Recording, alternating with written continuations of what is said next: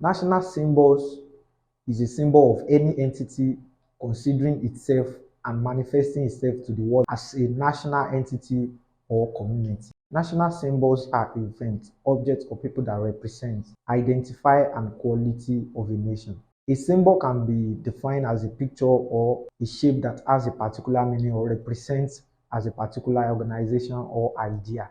Now, Nigerian national values are our leader, our constitution, the national flag, the pledge, the coat of arms, the mace, the national anthem, the currency, and also public property.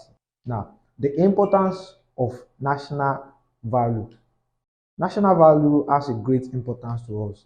Some of the importance of the national value includes: one, they are country national sense of pride. Two, they represent the country. They are used to honor people that have served the country. They remind us of the important events in the history of our country. They are also used for remembrance of people who have served and done great things for the country. They also allow their country to stand out by being original and unique.